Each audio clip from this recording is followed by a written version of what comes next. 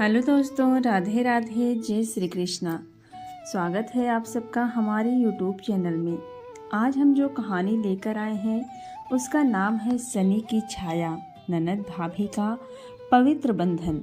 ये कहानी है एक गांव की जहां रिश्ते पूजे जाते हैं और आस्था का सिर्फ मंदिर की घंटी नहीं बल्कि मन की सच्चाई होती है। ये कहानी है भाभी सावित्री की और उसकी ननद रूपा की। और ये कहानी है सनी देव की जो चुप रहते हैं पर अन्याय नहीं सहते। शुरुआत होती है एक ऐसे आरोप से जो एक औरत की जिंदगी बदल देता है। गांव पिपलिया, जहां हर शनिवार को सनी देव के मंदिर में तेल चढ़ाने वालों की लंबी कतार लगती थी। मंदिर के पास ही था ठाकुर हरिराम का पुराना हवेली नुमा घर। इसी घर में उसकी बहू सावित्री, बेटा ईश्वरदास और छोटी बहन रूपा रहते थे। सावित्री मध्यम कद, साधारण पहनावा, लेकिन आंखों में गहराई थी। गांव की स्त्रियां कहती थी ऐसी बहू हर घर में होनी चाहिए, पर किस्मत को शायद ये मंजूर नहीं था। एक दिन गांव में अफवाह उड़ी, सावित्री की नज़र अपने देवर पर है। गांव की औरतों के कान खड़े हो गए। कुछ ने कहा इतनी सीधी दिखती है, पर असली चेहरा तो अब सामने आया है। पर सबसे ज्यादा चुभने वाला तीर रूपा ने चलाया। भाभी, क्या आप सच में? आप तो माँ जैसी थी मेरे लिए। सावित्री का चेहरा सफेद पड़ गया। रूपा, तुझे क्या लगता है मैं ऐसा कर सकती हूँ? तेरे भाई के सिवा मैंने कभी किसी को देखा तक नहीं। पर रूपा ने मुंह फेर लिया। ठाकुर हरिराम ने फैसला लिया, इस औरत का इस घर में कोई स्थान नहीं। बिना सुने बिना जांचे उन्होंने सावित्री को घर से निकाल दिया। ईश्वरदास चुप रहा, शायद डर से, शायद समाज के कारण। सावित्री, जो दिन रात उनके लिए पूजा पाठ करती थी, अब सनी देव की शरण में थी। शनिवार की सुबह थी। सावित्री नंगे पांव मंदिर पहुंची। तेल का दीपक जलाकर फर्श पर माथा टेक दिया। हे सनी देव, अगर मैंने कोई पाप किया है तो सजा दीजिए, पर अगर निर्दोष हूँ तो मेरी लाज रखिए। दीपक की लौ तेज हुई, हवा नहीं चली थी।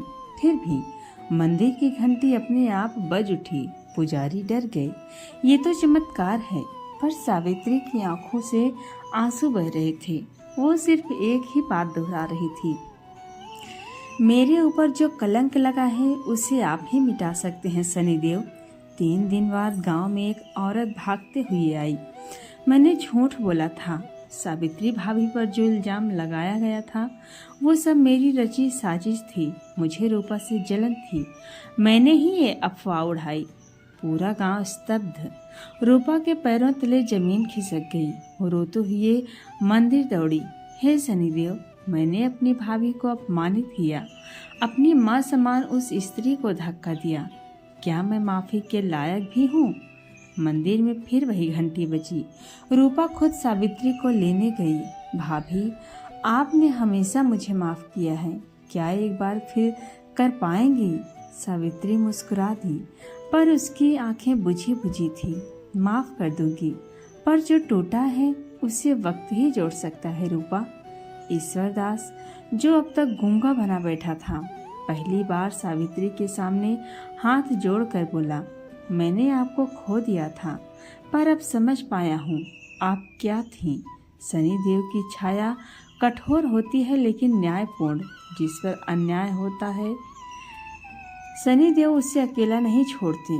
ननद और भाभी का वो रिश्ता जो समाज की बातों से टूटा था, अब आस्था से जुड़ चुका था। भाभी सावित्री पर लगा कलंक झूठा साबित हुआ। ननद रूपा को अपनी गलती का एहसास हुआ। शनिदेव के चमत्कार की सच्चाई सबके सामने आई। सावित्री वापस लौटी, लेकिन दिल में अब भी एक घाव लिए। रूपा अब चैन से नहीं सो पाती थी। हर शनिवार मंदिर जाकर शनिदेव से क्षमा याचना करती थी। वो अब न केवल सावित्री को सम्मान देने लगी थी, बल्कि अपने अंदर के पाप को जलाने के लिए शनिवार का कठोर व्रत रखने लगी। सावित्री ने सब कुछ भुला दिया था, कम से कम ऊपर से। पर जब भी वो अपने मंदिर के दीपक में तेल डालती, उसकी आंखें भीग जाती। हे शनिदेव, आपने मेरी लाज रखी, पर क्या मेरा परिवार फिर से पहले जैसा हो पाएगा? एक दिन गांव में भयानक तूफान आया। मंदिर का शिखर गिर पड़ा। कई लोग घायल हुए। पुजारी ने कहा, ये शनिदेव की चेतावनी है। इस गांव में पाप की जड़ें अभी भी मौजूद हैं। रूपा घबरा गई। क्या मेरी वजह से, क्या मेरी गलती का असर अब पूरे गांव पर पड़ेगा? उसी रात रूपा को सपना आया। शनिदेव काले घोड़े पर सवार थे। उन्होंने कहा, तू पश्चाताप कर रही है, लेकिन तेरा कर्म अधूरा है। सुबह उठकर उसने प्रण लिया, मैं अपनी भाभी को सिर्फ सम्मान नहीं दूंगी, बल्कि उनकी सेवा कर उनके दिल को जीतूंगी। रूपा अब हर सुबह उठती और सावित्री के सारे काम कर देती। वो कहती, भाभी, आज से आपकी पूजा में कोई विघ्न नहीं आने दूंगी। आपके उपवास में मैं आपके लिए फल फूल तोड़कर लाऊंगी। गांव वालों की बातें बदलने लगी। देखो, रूपा तो जैसे बदल ही गई है। शनिदेव ने इसे नई दिशा दे दी। एक दिन सावित्री ने कहा, रूपा, तूने मेरी आत्मा को छू लिया है। अब मेरा भी विश्वास और दृढ़ हो गया है कि शनिदेव हमें कभी अकेला नहीं छोड़ते। गांव के ठाकुर और पंचों ने एक निर्णय लिया, जो बहू एक बार अपमानित हो चुकी हो, वो दोबारा कुल की रक्षा कैसे करेगी? ठाकुर हरिराम ने कहा, मैं अपनी संपत्ति पर ईश्वरदास के नाम करूंगा, लेकिन सावित्री का कोई हिस्सा नहीं होगा। ये सुनकर रूपा फूट फूट कर रो पड़ी। वो सीधे मंदिर गई। हे शनिदेव, आपने मेरी आंखें खोली। क्या अब मेरा कर्तव्य नहीं कि मैं अपनी भाभी के हक के लिए खड़ी हूँ? वो लौटी और सबके सामने खड़ी हो गई। अगर भाभी का हिस्सा नहीं मिलेगा तो मैं भी इस घर से चली जाऊंगी। सावित्री ने उसका हाथ पकड़ लिया। नहीं रूपा, मुझे धन नहीं चाहिए, सिर्फ प्यार चाहिए, और वो तूने मुझे दे दिया है। उसी रात रूपा को फिर सपना आया। शनिदेव ने कहा, सच का साथ देने वाला कभी अकेला नहीं होता। तूने संबंधों का पुनर्जन्म किया है। अब मेरी छाया इस घर पर नष्ट नहीं होगी, बल्कि संरक्षित करेगी। सुबह गांव के बुजुर्गों ने खुद ही फैसला बदला। सावित्री बहू न केवल घर की लाज है, बल्कि पूरे गांव की शान है। ठाकुर साहब, आपकी सोच बदलनी चाहिए। ठाकुर हरिराम ने आंसुओं के साथ कहा, बहू, मैं अंधा था, मुझे माफ कर दो। शनिदेव का मंदिर फिर से बनवाया गया, लेकिन इस बार उसका शिखर और ऊंचा किया गया। पहली पूजा रूपा और सावित्री ने साथ मिलकर की। सावित्री ने दीप जलाया और कहा, हे शनिदेव, आपने रिश्तों को फिर से जोड़ा। अब मैं हर शनिवार केवल अपनी रक्षा के लिए नहीं, पूरे गांव की रक्षा के लिए व्रत करूंगी।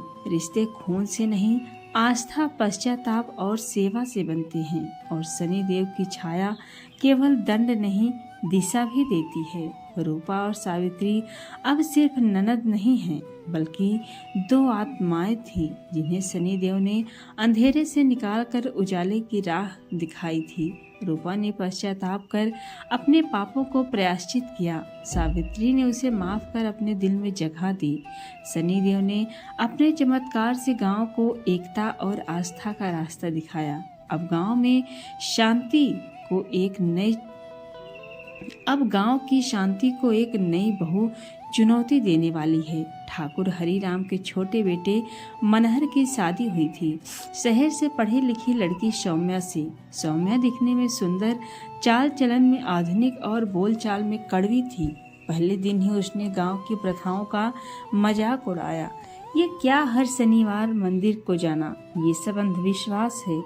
रूपा ने शांति से समझाया, हमारे घर की नींव आस्था है सौम्या। शनिदेव पर विश्वास रखना हमारे संकल्पों का हिस्सा है, संस्कारों का हिस्सा है। सौम्या ने ताना मारा, तभी तो इतनी दरिद्रता है इस घर में। पूजा पाठ से कभी समृद्धि आई है? शनिवार की सुबह थी।